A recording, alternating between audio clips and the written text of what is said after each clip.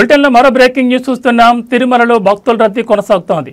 Vaikuntham queue కాంప్లెక్స్లోని కంపార్ట్మెంట్లన్నీ నిండిపోయి వెలుపల queue లైన్లలో భక్తులు వేచి ఉన్నారు.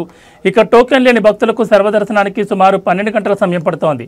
ఇక నిన్న శ్రీవారిని 65,234 మంది భక్తులు దర్శించుకోగా 26,133 మంది భక్తులు తలనీలాలు సమర్పించుకున్నారు.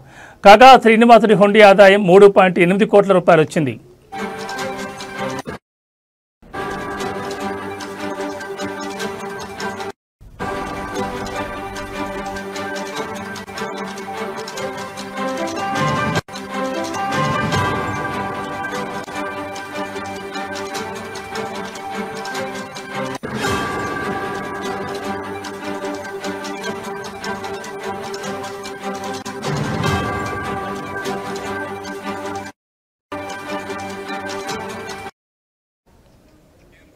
అయితే తిరుమలలో శ్రీవారి వార్షిక పవిత్రోత్సవాలు ముగిశాయి. ఇవాటి నుంచి శ్రీవారి ఆలయంలో ఆర్జిత సేవలు పునఃప్రారంభం కానున్నాయి. కాగా రేపు శ్రీవారి ఆలయంలో పౌర్ణమి గరుడ వాహన సేవ జరగనుంది. రాత్రి 7 గంటలకు గరుడ వాహనంపై భక్తులకు మలయప్ప స్వామి దర్శనం ఇవ్వనున్నారు. సెప్టెంబర్లో వార్షిక బ్రహ్మోత్సవాల నేపథ్యంలో రేపటి గరుడ సేవను ట్రయల్ రన్గా టీటీడీ నిర్వహించనుంది. ఇక ఈరోజు తిరుచానూరు శ్రీ పద్మావతి అమ్మవారి ఆలయంలో వరలక్ష్మి వ్రతం జరగనుంది. సాయంత్రం 6 గంటలకు స్వర్ణరథంపై అమ్మవారు ఊరేగనున్నారు.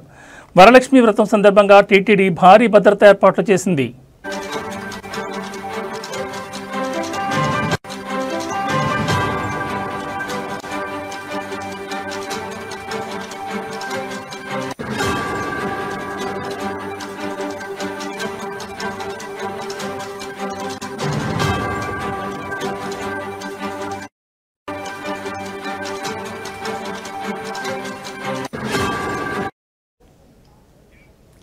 తిరుమలలో భక్తుల రద్దీ కొనసాగుతోంది.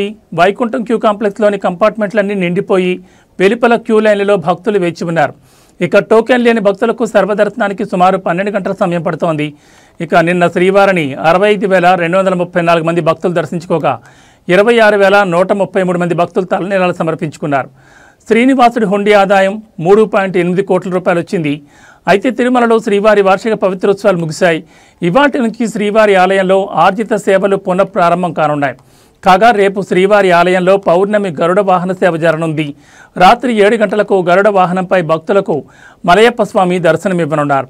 సెప్టెంబర్లో వార్షిక బ్రహ్మోత్సవాల నేపథ్యంలో రేపటి గరుడ సేవను ట్రయల్ రన్గా టీటీడీ నిర్వహించనుంది. ఇక ఈరోజు తిరుచానూరు శ్రీ పద్మావతి అమ్మవారి ఆలయంలో వరలక్ష్మి వ్రతం జరగనుంది. సాయంత్రం 6 గంటలకు స్వర్ణరథంపై అమ్మవారు ఊరేగనున్నారు. వరలక్ష్మి వ్రతం సందర్భంగా టీటీడీ భారీ భద్రతా ఏర్పాట్లు చేసింది.